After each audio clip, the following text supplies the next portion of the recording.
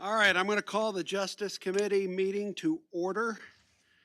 Um, I guess it isn't an agenda item, but first item on the agenda is we have a new um, Assistant County Administrator, Tony Grant. Do you want to take woohoo.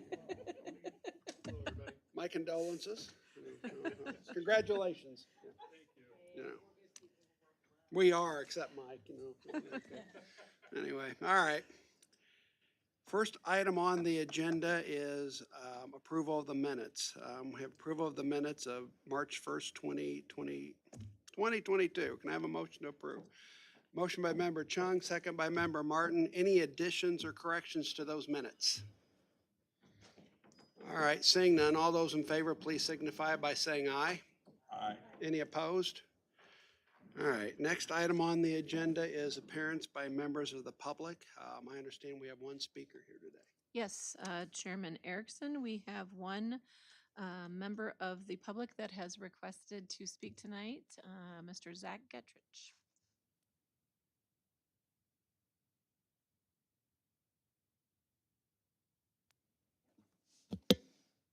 And just to verify, the email that I received said I had 5 minutes. Is that true? That was, okay.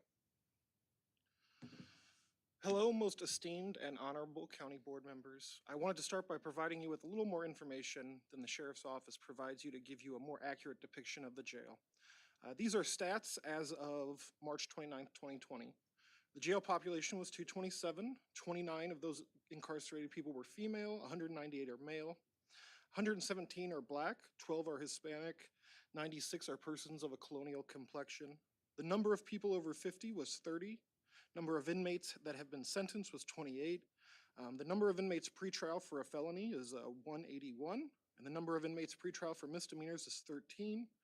The number of inmates pretrial for drug offenses is 38, and the number of inmates with out-of-county residences is 78. And thankfully, at this time, there are no COVID cases at the jail, so that's really good.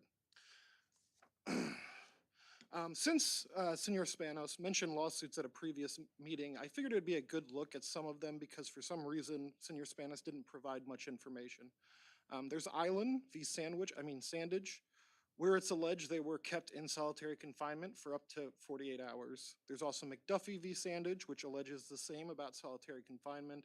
McDuffie is pretrial for a nonviolent victimless drug crime and is being held on $500,000 bail. This guy has been incarcerated since February 2020, the entirety of the pandemic.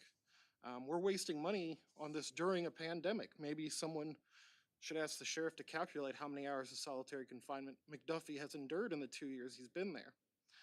There's a few others that I'll speak on. Hopefully someone will ask Mr. Spanos some questions. That's if anyone here bothers to ask questions. The use of solitary confinement, which I heard a rumor they're currently 18 hours in solitary per day, but if I'm wrong, I will accept that, is torture, plain and simple. The idea that this jail was expanded to improve mental health is absolutely absurd, and I really don't care if it feels like a slap in the face to anyone involved. Better mental health and solitary confinement are mutually exclusive. You can't torture them and expect them to have better mental health. It should be obvious, but to some perfidious individuals, apparently it isn't.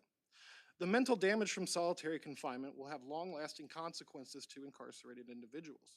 Those that are found guilty will have worse outcomes regarding rehabilitation and will have higher recidivism rates. In Illinois, the recidivism rates are already 2/3. And this isn't about luxuries, it's about basic human decency. Don't let the bar be so low as to allow torture. Instead of wasting money on more tasers, perhaps buy rapid COVID tests. If someone tests negative, no solitary confinement for that day or that week or whatever is logistically feasible, because it is difficult to test 200 inmates every single day. So maybe it's not once a day, maybe it's once a week or something like that. I also wanted to read out one of the lawsuits by Kendra Bell that has occurred. So Kendra Bell is a seriously mentally ill female inmate detainee who was detained, I'm not sure she still is, at the MCDF. She cannot read or write, and the person who filed this was another inmate on her behalf. She is often naked on a unit where new detainees, inmates who look directly into her cell and view her full nude body. As a serious mentally ill inmate, there is no mental health treatment of any kind available to her. She talks to herself all day long and has the mind state of a kid. She is never provided with outside recreation time. She is and has been before the COVID-19 pandemic in 23 and 1 lockdown isolation, where she gets an hour out of her cell. Um,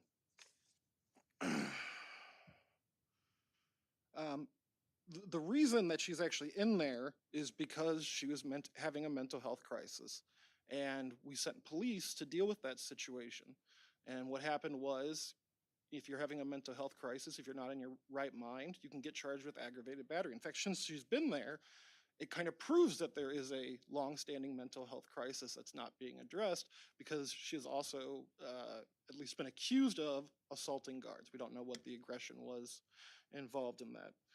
But I will also point out that this is not an open case, as the plaintiff did file a motion to dismiss. I just want full transparency. I don't know how somebody who can't read and write can do that, but that's definitely information that I would like to know about. Let's see. Ooh, I got 13 seconds. I also think it's a bad idea to be punishing juveniles as adults. It's not about leniency, it's about just like common sense. They are the most rehabilitatable, and thank you.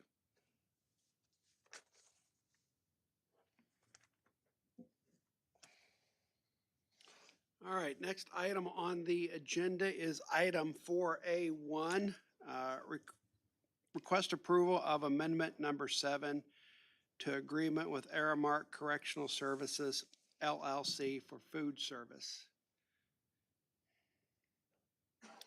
And can I have a motion to approve? Have a motion by member Martin, a second by member Went. Sheriff Sandage.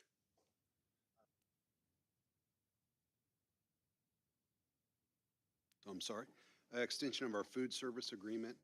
It also provides the ability for employees to get a meal at their cost while they're working, which is sorely needed, because a lot of times staffing is short and they don't have the ability to leave the facility.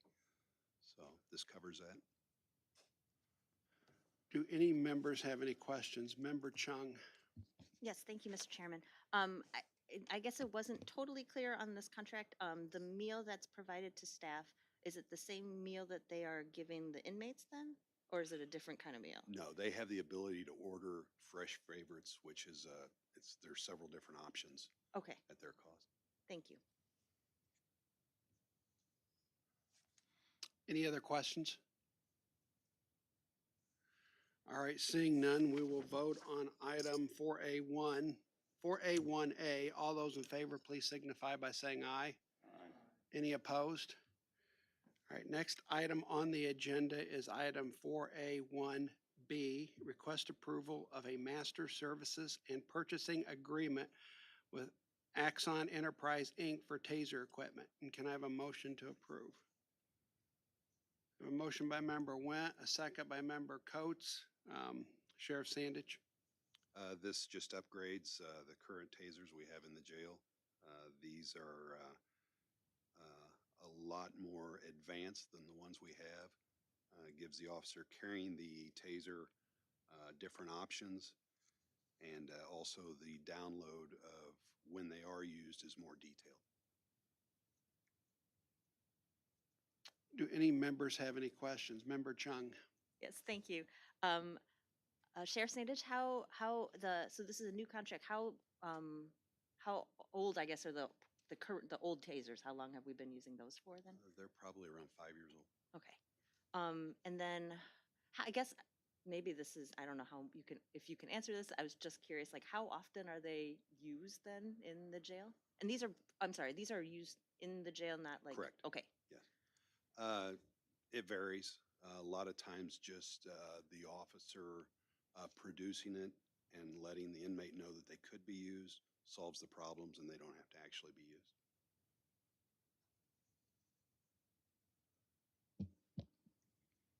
Any other questions? Member Martin?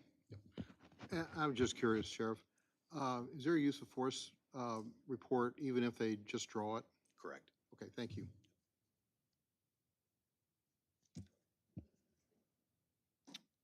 Any other questions?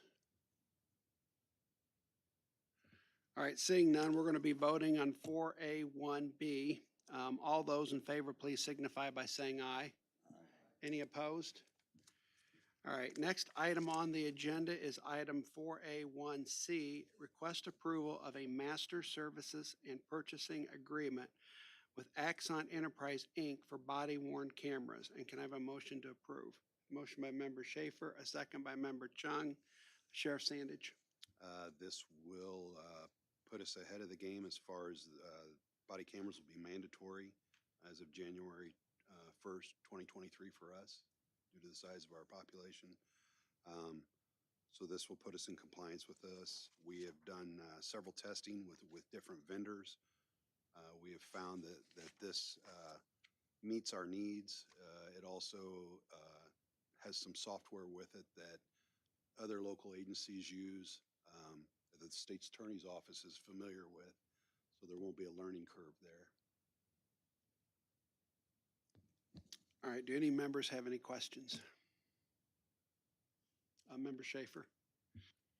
So is this the same as any of the other law enforcement agencies in the county that are using like Normal or Bloomington or ISU?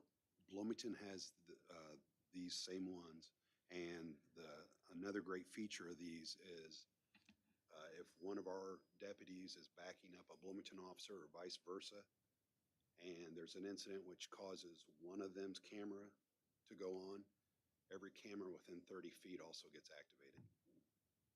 Anytime an officer would draw their taser or draw their weapon, the camera automatically gets activated.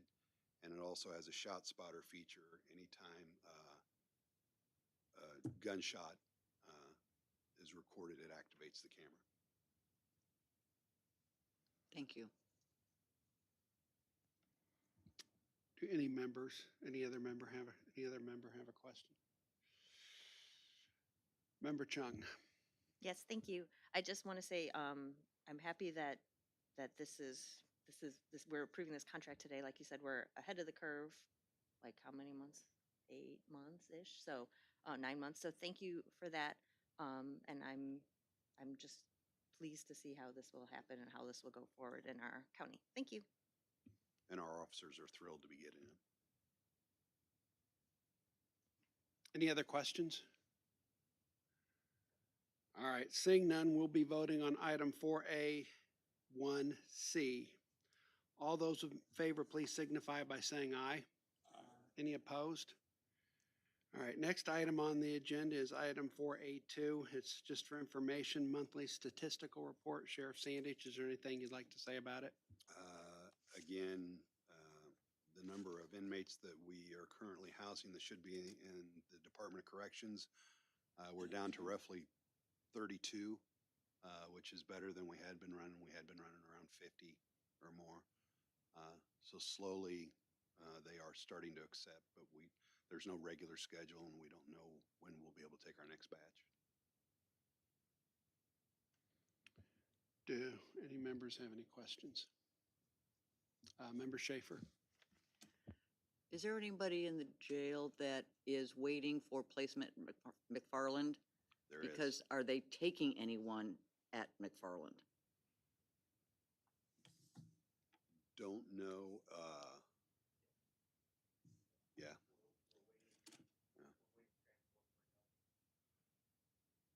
And that's another situation. We have no idea when they'll take them.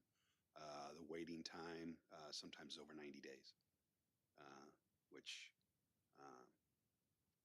it's not right. These folks need more help than what we can give them, and they're not getting it.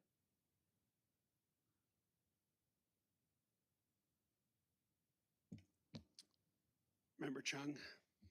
Thank you, Mr. Chairman. I know that you've been very, what's the word? Specific about the questions that I ask at this moment. Should I? Sorry, I just want to do things I've right. I don't always want you given you leeway. I don't want you to be mad at me, Mr. Chairman. I never get mad at you. But I just have a question about COVID cases in the jail. So there's no COVID right now in the jail, or Correct. how's? And then I know that last month you told me that you were not thinking of lifting any restrictions at that point. Have you considered that at all now this month? We have went back to our in-house programming as far as programs for the inmates. That had been stopped because you had inmates from different housing areas coming together. Now we're doing smaller groups, but they are able to do their programming now. So are they still, is it still 18 hours that they're still in their cells? Now, that gentleman had a lot of false information there, but no, it varies, but no, it's not. So does it vary, I'm sorry, so does it vary from day to day, or does it like depending on what programs you have available, or? Depends on programming, depends on behavior, and it depends on the hours of the day and what's going on within the facility. Okay. All right. I guess I have one more question, if that's all right. Is that okay? Thank you. I know, it's just such a pain in the butt. Anyway, so my question, because I have been in contact with some people who have loved ones in the jail, and um, my question is, what is your protocol, I guess, if a inmate says that they might be feeling suicidal, or do you have like certain things that you put into place if that happens? Absolutely. Our jail counselors Mhm. talk with them, do an assessment, and they have a whole program for it. Okay. Do you know who could I possibly talk to somebody more about that just to get more information? Yeah, it would be Jackie Mathias. Okay, great. And again, you're welcome to come to Oh, her anytime. I know. So thank you so much.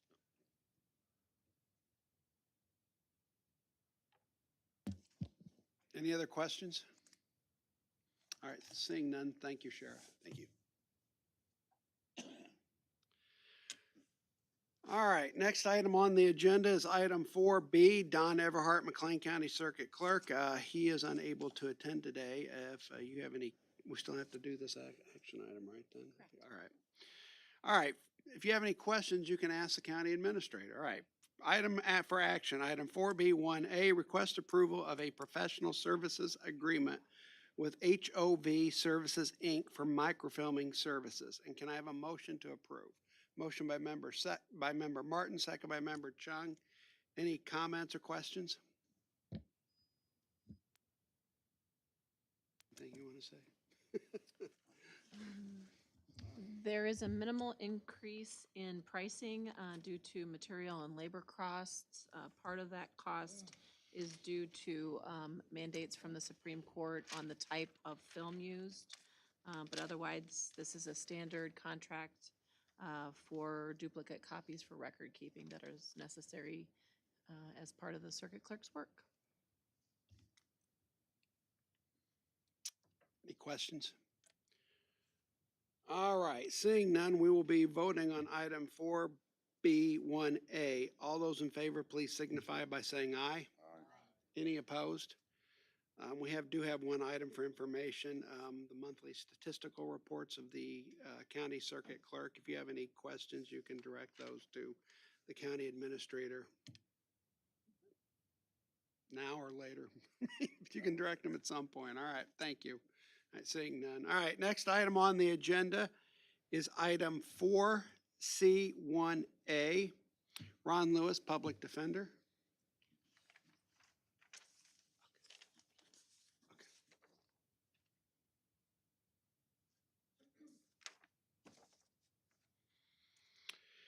All right, item on the agenda is item 4C1A, request approval of a contract with Adam Kassan for special public defender services. And can I have a motion to approve? Motion by member Chung, second by member Schaefer. Mr. Lewis, would you like to discuss that? Yes, we have a situation where we're down 2 attorneys, and that's in our traffic division, and that's been for some time now. We're getting, a trickle of applications for these entry-level positions. In the meantime, we've had attorneys from other divisions come to cover this high-volume courtroom, and with an anomaly of scheduling with judges, it would be preferable to have one attorney on a certain day with a certain judge and give continuity to both the court and the clients, seeing the same person at the same courtroom. to cover this while we get new applicants. I have faith that the next bar taking cycle will get us some more applicants. We're also doing more recruiting, harder recruiting at the law schools. And this would just be a temporary option, a temporary method to cover some cases in the meantime. Do any members have any questions? Member Chung? Thank you. You were saying that in your memorandum, you said that it's a 6-month window that you think, so because of the bar that's being administered. When is the bar? I'm just curious. There's one in July, one in February. It Okay. usually takes about 5 months after that to find out results. So some are Yeah. coming, Okay. and so that's kind of how it falls. And in the meantime, we're also looking for law student applicants that Sure. may have a temporary license as well. And then this gentleman, he's an attorney in the community, or I wasn't clear on what you were saying about him, or where he's kind of coming from. He is available to give us one day a week, and he, although the address probably on the contract says Pontiac, him and his dad are in the law office. He runs. They have a little satellite office here that's almost across the street from us that'll provide some service for us. Okay, thank you so much. Does any member have any other questions? All right, seeing none, we'll be voting on item 4C1A. All those in favor, please signify by saying aye. Any opposed? All right, next item on the agenda is item 4C2. It's for informational purposes, the caseload report of the public defender. Mr. Lewis, is there anything you'd like to say about that? No comments. We won't take any questions. Any questions? All right, seeing none, thank you. Next item on the agenda is item 4D1A, Molly Evans, Children's Advocacy Center Director.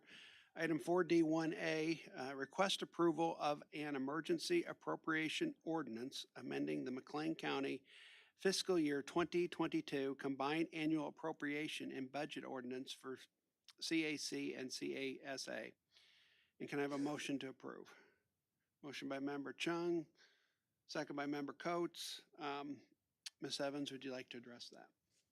Sure. This is just reflecting 2 contracts that we've already brought through for the coronavirus emergency supplemental funding for the CAC and the CASA program, in addition to our existing contract with the Department of Children and Family Services. They awarded an additional $75,000 to each CAC in the state to be spent out before the end of the fiscal year. So we are making some changes within our office. We're getting new flooring to one side of our office, new conference room tables, and just really filling in some gaps of that we needed to do. So, Do any members have any questions? Yeah, is this money coming out of the funds we get from the federal government? Is that what this is all about?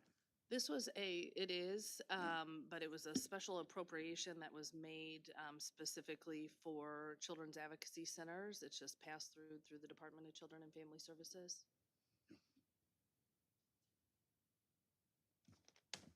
Any other questions? All right, seeing none, we will be voting on item 4D1A. All those in favor, please signify by saying aye. Any opposed? All right, next item on the agenda is item 4D2. It's for informational purposes only. It's the monthly statistics and general report. Ms. Evans, would you like to say anything about that? I have nothing further to add about our monthly stats. I just wanted to remind the committee that April is National Child Abuse Awareness Month. So you'll see some pinwheels that have been planted on the southwest corner of the History Museum, and the CAC and CASA staff have just been really busy trying to spread some awareness, holding community trainings, activities for kids, and we'll be doing that throughout the month of April. Happy to answer any questions, though, if you have any. Any questions? Member Chung? Thank you. I was just wondering about these events. Is there, can you promote them, I guess, through, like maybe Miss Taylor or something, and then they can let us know if that's possible? Sure, yeah. One happened this past weekend at the zoo. We had a Oh, yeah, Child I Safety saw that. Matters day at the zoo. It rained almost the entire day, but we still had close to 150 people that came out. Kids got to have some activities. Parents were given educational materials on how to protect their kids. We've got a couple bakeries that are doing blue cookies throughout the month, where we made a little QR code with some prevention material that customers can scan. And the training that we have scheduled for tomorrow actually filled up. It booked. So we will be offering extended trainings though too. But yes, we have connected with IT as far as with social media. So we're going to start pushing things out that way too. Great, thank you. Any other questions? All right, seeing none, thank you, Ms. Evans. Thank you. Next item on the agenda is item 4E, Kathy Yoder, McLean County Coroner. She was unable to make it tonight. She does have an item here for information, her monthly report. If you have any questions about that monthly report, can you please direct those to the county administrator? All right, now or later, but all right. Next item on the agenda is item 4F1, Will Scanlon Circuit Court. Yes, he is.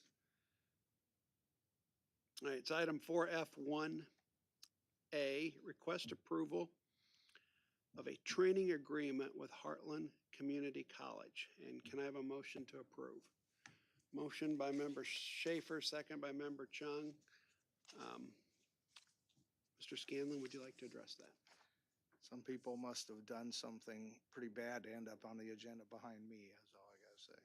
So, this is an extension of some training we're trying to offer to staff in an effort to retain staff and provide them some opportunities to do some personal growth. This earlier, I guess it would be a year ago now, doesn't seem that long ago, we did Microsoft Office training, extensive training in Word, Excel, and some of the aspects, group calendaring that we're trying to expand into in Outlook. And so this is a little different training. It's more customer service oriented, but it's an extension of that. We're joined in this training course by four or five staff of court services. Their front office staff, both the juvenile and adult side, and we're sharing the cost for this training. Do any members have any questions? All right, seeing none, we're going to be voting on item 4F1A. All those in favor, please signify by saying aye. Any opposed? I think there's no other items here. Thank you, Mr. Scanlon. Thank you. Next item on the agenda is item 4G, Don Knapp, McLean County State's Attorney. We have no items for action, but we do have the caseload and forfeiture fund reports. Mr. Knapp, is there anything you'd like to say about those? Not about those, no. You have any questions about the reports? Is there something else you'd like to say? I just like to Member Schaefer's question, we do have a number of people that have been found unfit that are awaiting transport to McFarland. Ashley spent most of the day Saturday here dealing with one such person, getting some emergency orders signed to get some additional treatment. An individual who the public commenter spoke of is one such person that while they are in our jail, they're technically in the custody of the Department of Human Services because they've been found unfit awaiting transport to McFarland. I don't have raw numbers off the top of my head, but those are at least two that I know of. And Ashley could tell you the person she came in over the weekend to deal with, he's been here for months awaiting transport, and we have no idea when McFarland will take him. So,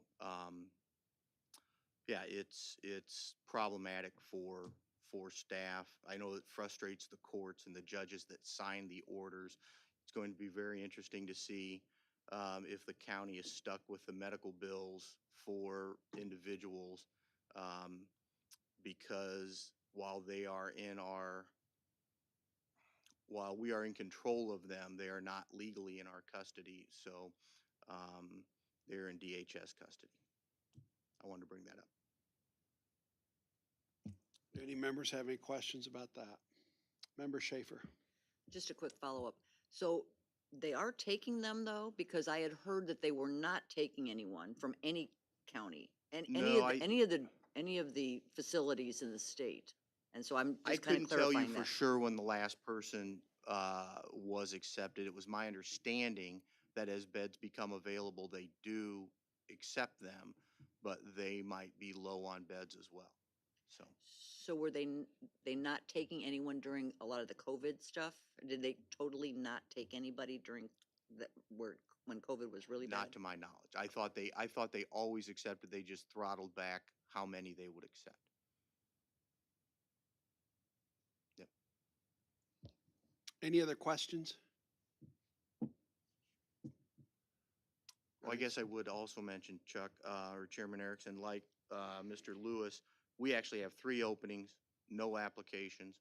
We are going down Thursday to Southern Illinois School of Law Job Fair, and we have traditionally hit job fairs like that, but it is, the February bar results came out. 2 of our applicants that we were looking at, hopefully to hire, did not pass the bar. I think you're starting to see law students who have done almost the entire law school curriculum virtually now struggle with the bar exam. I don't know that that's going to change anytime soon, but we've worked with administration on county policies to assist in hiring. And so that's just where we're at as well. Thank you.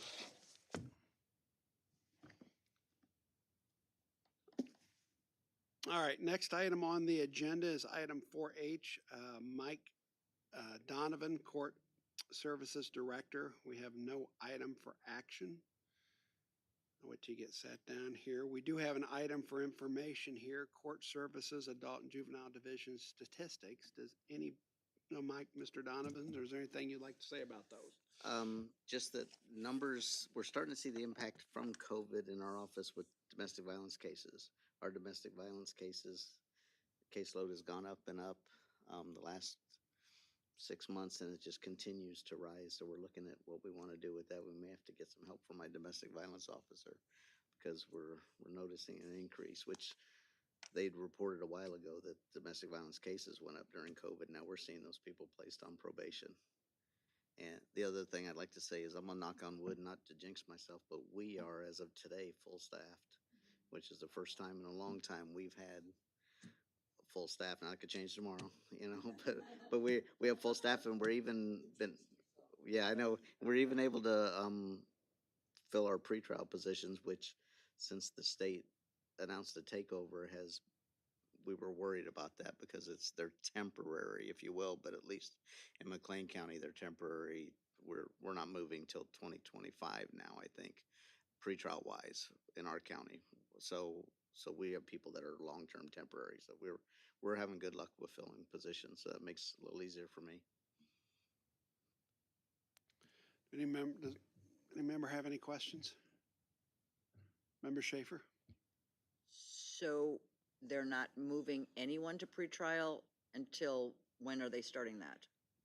They've adopted a phase system. Right. And they're doing 3 phases. They're starting the first phase 2023 this January, and the state's already up and hiring.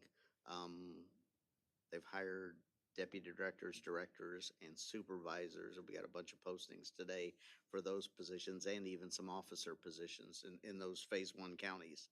So that is a risk that we may have in our department, is we could get somebody here that is qualified to be a supervisor and want to jump to the state for a supervisor's job since they have experience.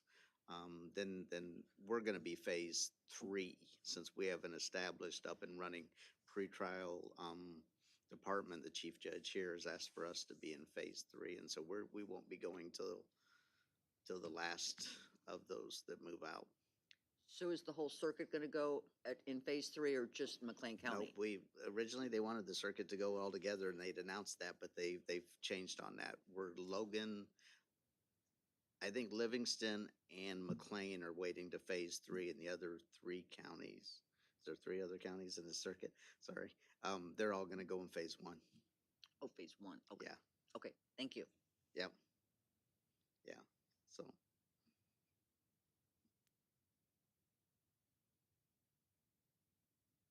Just counting the counties in the circuit, sorry. All right.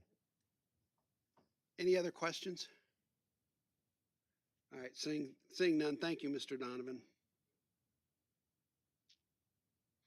Last item on the agenda, well, not the last item, but next item on the agenda is item 4I, Cassie Taylor, County Administrator.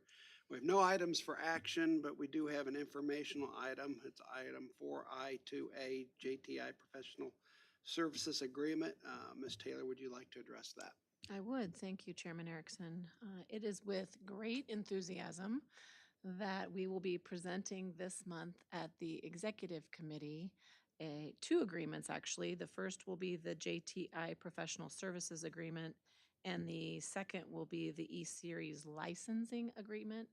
This is in response to your efforts on the county board back in December of 2021, when you approved the request to award the county an RFP to start the first phase for the case management system for the new Aegis system.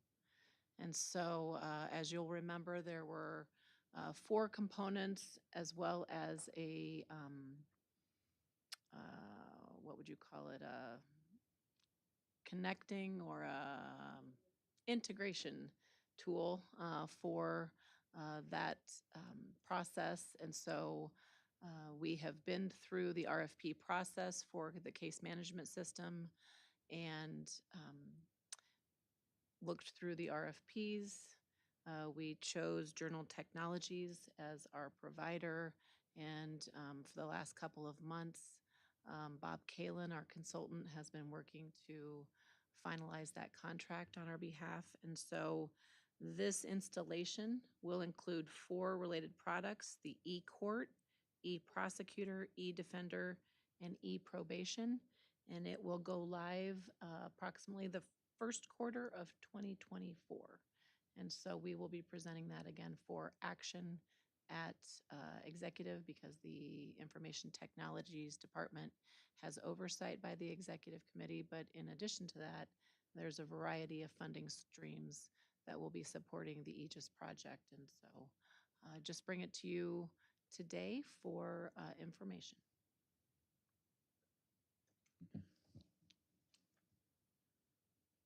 Any member have any questions? All right, seeing none, thank you, Ms. Taylor. Anything else you want to add under other? All right. Next item on the agenda is other business and communication. Anything from anybody? I just don't look at you. I mean, I look at everybody. I know. Anybody? All right, seeing none.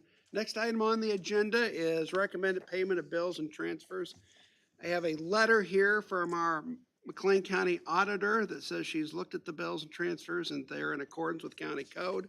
I have bills in the amount of $406,973.97. Can I have a motion to approve? Motion by member Chung, second by member Coates. Any comments or questions? All right, seeing none, we'll be voting on that. All those in favor, please signify by saying aye. Any opposed? All right, we are adjourned. Thank you.